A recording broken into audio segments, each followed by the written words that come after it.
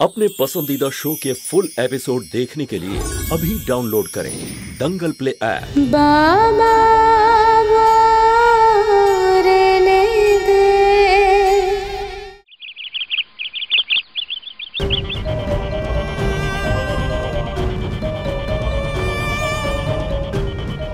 একটা কথা তো ঠিক যে তুমি আর তোমার বাড়ির লোকেরা একেবারে সহজ সরল, নয়তো তোমার কাকু আর তার ছেলে আর ছেলের বউ এক নম্বরের নাটকবাজ লোক বলে দিচ্ছি। ভগবান রামের অনেক কৃপা যে ওনাদের দেখা এখন হলো। যদি প্রথম থেকে একসঙ্গে থাকতো তাহলে দেখতে সব সম্পত্তি নিজেদের নামে লিখিয়ে নিত। আরে ভগবান রাম, এ কেমন অন্যায় করছো তুমি ভাগ্নির সাথে? অন্তত নিজের ভাগ্নির একটা ভালো বিয়ে দিতে কোথায় ফাঁসিয়ে দিয়েছো। হ্যাঁ হ্যাঁ, কেন নয়? তারপরে তুমি ওদের মতন বাড়ি বাড়ি ঘুরতে নকল ঠাকুর সেজে। তুমি বেশি কথা বলো না। তুমি বেশি কথা বলো না, বুঝলে? কেন বলবো না? খুব বড় বড় কথা বলছিলে না, এখন কি হলো? নাও, এত বড় বড় কথা বললে কিছুই হলো না। আরে কি বলো তো? আরে ওরা তিনজন এত চালাক যে এই পর্যন্ত নিজেদের মৃত স্ত্রী, মা আর শাশুড়িকে কিভাবে কাজে লাগাচ্ছে দেখেছো? আরে আজ তো শুধু কয়েক হাজার টাকা নিয়েছে, কিন্তু খুব তাড়াতাড়ি এমন হবে যে সব সম্পত্তি ওরা নিয়ে নেবে। তুমি খুব জানো যে বাহানা বানাচ্ছে। আরে গিয়ে দেখো, সত্যি ওকে টাকা হয়তো শোধ করতে হবে। আরে ভগবান রাম, আরে তোমরা কি ওদের আসল রূপটা বুঝতে পারছো না? আরে তোমরা তো এত সহজ মনের যে কিছুই বোঝো না। আর ওরা এত চালাক যে তোমাদের বিক্রি করে চলে যাবে। আরে ওদের চালাকি ভালো করে বোঝার জন্য রামের ভাগ্নির মতো মাথা থাকা চাই, বুঝলে? আরে আমি তোমায় লিখে দিচ্ছি, কোনো ধার দেনা নেই ওদের। আমাদের সামনে তখন ওরা নাটক করে গেল, এখনো তো অনেক নাটক বাকি আছে। ব্যাস একদিন দেখবো সকালবেলা ঘুম থেকে উঠে ওরা আমাদের সব সম্পত্তি নিজের নামে করে নিয়েছে। তারপরে তুমি হাততালি দিতে থেকো, কিচ্ছু হবে না তোমার। মনে হচ্ছে আমাকে এর একটা ব্যবস্থা নিতে হবে। হ্যাঁ,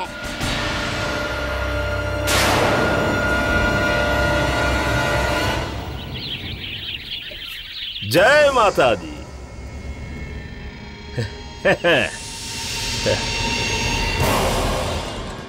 जय माता दी।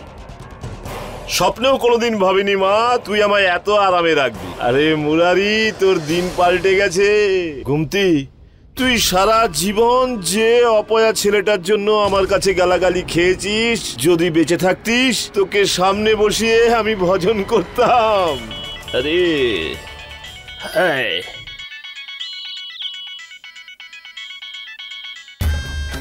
বলো শ্বশুর মশাই, কেমন লাগছে বড় হোটেলের ঘরগুলো? আরে আরে তুই চলে যাবি এরকম ঘর দেখলে?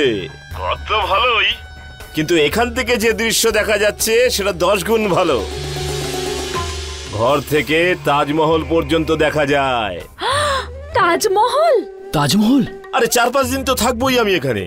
রাধে রাধে, থাকুন থাকুন, মজা করুন, নিশ্চয়ই মজা করুন। আর একদম চিন্তা করবেন না, আমরা এখানে সবকিছু সামলে নেব। হ্যাঁ শাবাশ।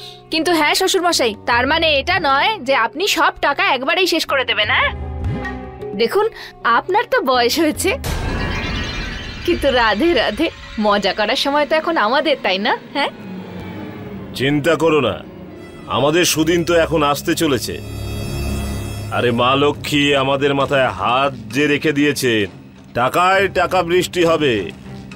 তুমিও আনন্দ করবে, আমিও ফুর্তি করব, সবাই মিলে ফুর্তি করব। হ্যাঁ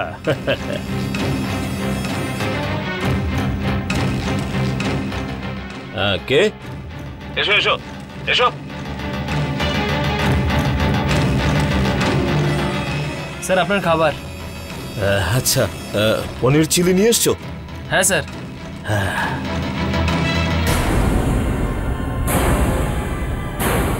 কি বলছে? খাবার কথা বলছিলেন। কি খাচ্ছে? চিলি চিলি কি জানি, কি বুঝতে পারলাম না।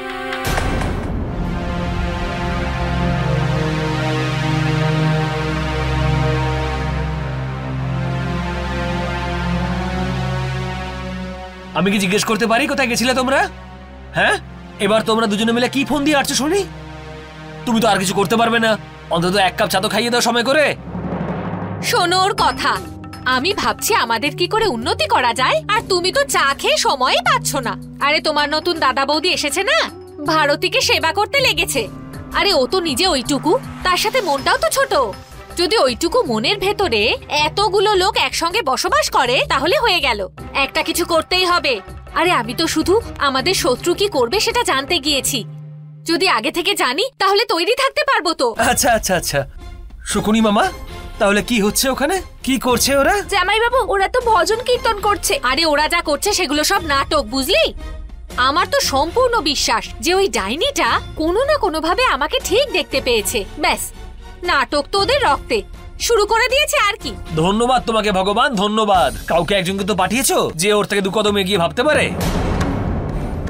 আমার কথা শোনো মন দিয়ে, এই লোকগুলোকে তুমি সামলাতে পারবে না। একটা কাজ করো, রান্নাঘরে গিয়ে আমার জন্য 1 কাপ চা করে নিয়ে এসো। যেটা তোমার কাজ সেটাই করো, বুঝলে? তখন থেকে চা চা করাটা বন্ধ করো তো তুমি। যদি এখনই আমরা সবকিছু সামলে না নেই তাহলে সব আমাদের হাত থেকে বেরিয়ে যাবে। আরে শত্রুদের ক্যাপ্টেন মুরারি কাকু বাড়িতে নেই, এটাই সুযোগ আমাদের ভাবনাকে আরো পোক্ত করব। বলো কেন? কারণ শত্রুরা এখন একসঙ্গে নেই। আর কাকু আসবার আগেই ডমরুদা আর ঝুমকির বিয়ের কথাটা বলে দিতে হবে। দিদি, তাতে কি হয়েছে? আমি গিয়ে ডমরুকে বলে দেবো যে আমি ওকে বিয়ে করতে চাই। ও আমার কথা কখনো অমান্য করে না। আরে পাগলি মেয়ে একটা।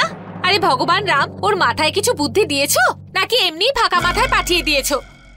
তোর কি মনে হয় তুই ডমরুদাকে এই কথা বললে ডমরুদা তোকে বিয়ে করতে চলে আসবে?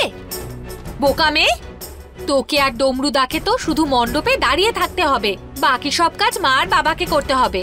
এই জন্য সব থেকে প্রয়োজন তাদের রাজি হওয়াটা। দেখ ঝুমকি, বাড়ির বউ তোকে হতে হবে, আমাকে নয়। এতে আমি কিছু করতে পারবো না। যা কিছু করতে হবে তোকেই করতে হবে, বুঝতে পেরেছিস?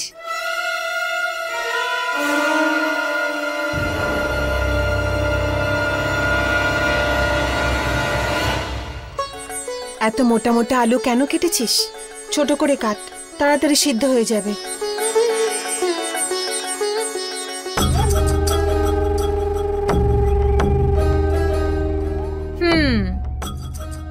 একটা ব্যাপার সত্যি ঝুমকি, একজন শাশুড়ি বৌমা কেমন চায় জানিস? যে বৌমা নিজের হাতে ঠিক মতো রান্নাঘর সামলায়। মাথায় ঢুকেছে ব্যাপারটা? মাথা কি নাড়াচ্ছিস? যা রান্নাঘরে গিয়ে কাজ কর, সাহায্য কর।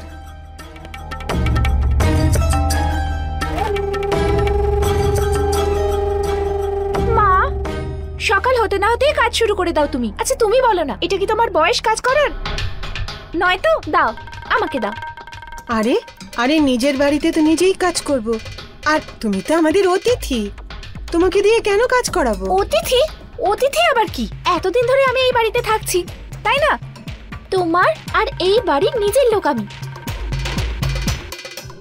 আমি তো ভাবছি যে এখন থেকে আমি রান্নাঘরে সব কাজ করব।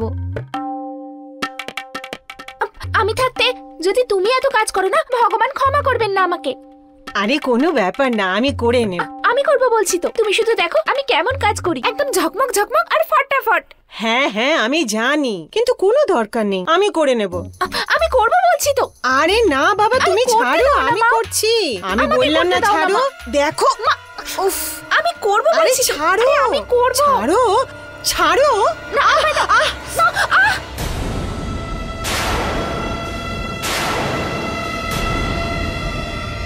আমার আঙুল।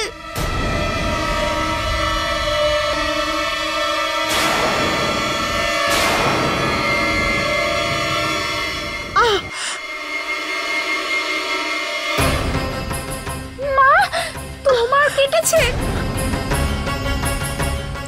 আমায় ক্ষমা করে দাও। আমি এক্ষুনি আসছি। আমায় ক্ষমা করে দাও, আসলে আমি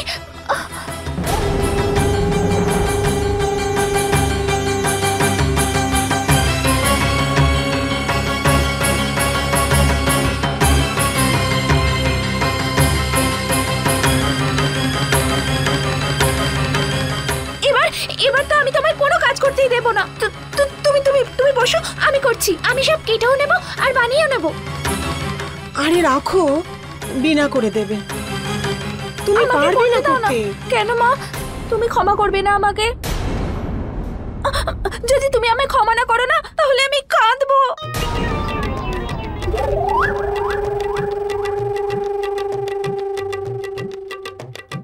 তাহলে দাও, আমি করব।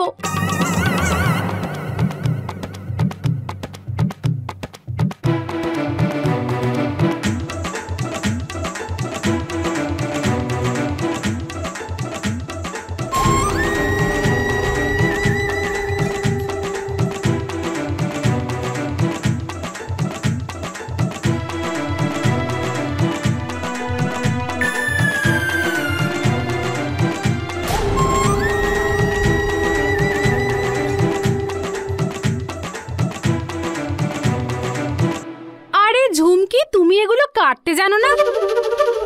এভাবে করলে এগুলো খাওয়াই যাবে না।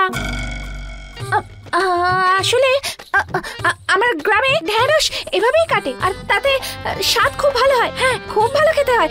আমি দেখাচ্ছি। হ্যাঁ দেখো, এইভাবে। ঝুমকি, তরকারি কাটতে যখন তুমি পারোই না, কি করে করবে? আমি কেটে নেব, তুমি যাও। আমার চোখ। কি হয়েছে? আমার চোখে কিছু একটা ঢুকেছে, তাই আমি ঠিক করে দেখতে পাচ্ছি না মা। না হলে আমি ভালো করে কেটে ফেলতাম। আমার চোখ।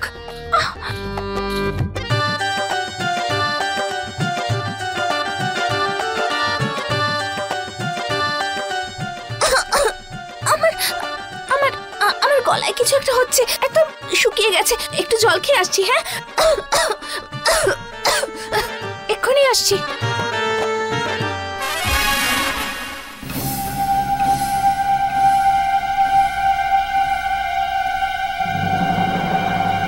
আরে চলে এলি তুই? পেয়ে গেছিস শান্তি? আরে ভালো করে সবজি তো তুই কাটতে পারিস না, তুই নাকি আবার বিয়ে করবি। কি করে পারবো দিদি? তুমি আর মা আমাকে তো কিছুই শেখাওনি। বেশি কথা বলিস না, বুঝলি? আরে মেয়ে হয়ে জন্ম নিয়েছিস কেন তুই? শুধু নাচার জন্য?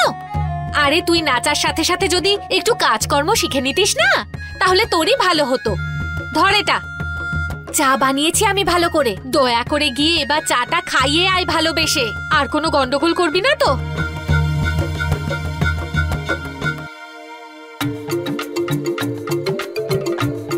গরম গরম চা। জল খাওয়া তো একটা বাহানা ছিল, আসলে আমি তোমাদের জন্য চা এনেছি।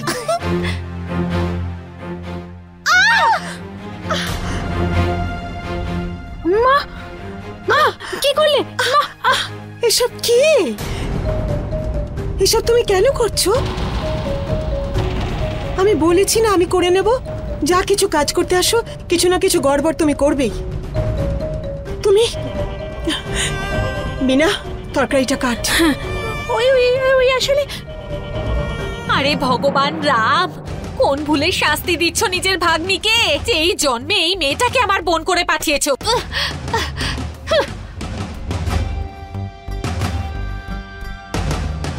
যাও এখান থেকে।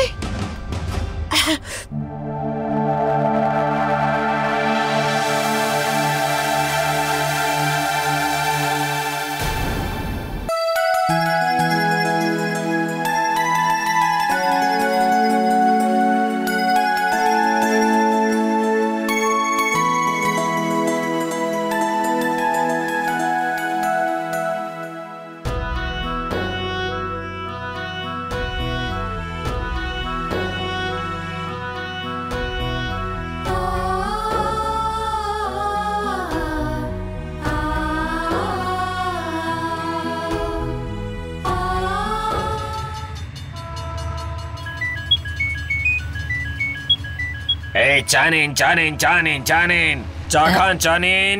হ্যালো হ্যালো মা। মা, তুমি ট্রেনে ঠিক করে বসতে পেরেছো তো? কোনো কষ্ট হয়নি তো তোমার?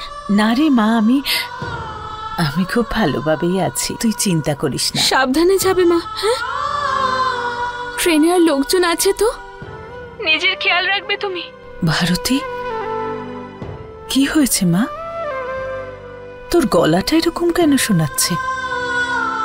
কি হয়েছে রে? কিছু না মা,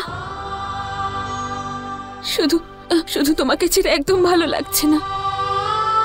বারবার তোমার কথা মনে পড়ছে। পাগলি একটা, তোর এখন ভরপুর সংসার, কত যত্ন করে তোকে ওই বাড়ির সবাই। আর তুই আমার কথা ভাবছিস? এরকম করিস না মা, এবারে তুই সংসারে মন দে। আচ্ছা শোন, যখন বাড়ির বউ কষ্ট পায় না, তাহলে লক্ষ্মী ঠাকুর রাগ করে। তুই যদি এইভাবে কষ্ট পাস তাহলে মুরলীর ভালো লাগবে না মা। একটা কথা বলবো, ছেলেরা উপর থেকে যতই কঠিন হোক, ওরা অন্তর থেকে খুব নরম হয় রে মা। মুরারি বাবু এসেছেন, উনি আসার পর মুরলী উদাস হয়ে আছে। যদি তুই ওর খেয়াল না রাখিস তাহলে কে রাখবে মা, তাই না? হ্যাঁ মা। আচ্ছা এবার একটু হাস, হাস না রে মা। হাসি পেল তো? খুব ভালো রে মা। এইভাবেই মা তুই তোর পরিবারে আর মুরলীর জীবনে আনন্দ ছড়িয়ে দে। কথায় আছে যে শ্বশুর বাড়িতে যত আনন্দ ভাগ করে নিবি তার দ্বিগুণ আনন্দ তুই পাবি, আর সেটাতে কেউ ধার বাকি রাখে না। ঠিক আছে মা। মা তুমি কিন্তু পৌঁছেই আমায় ফোন করবে, হ্যাঁ? সাবধানে যাবে। হ্যাঁ রে মা, আমি আবার তোকে ফোন করব। এবারে তুই আমার চিন্তা করাটা বন্ধ কর। আমি যেটা বলেছি সেটা মনে রাখবি। এবার আমি রাখছি।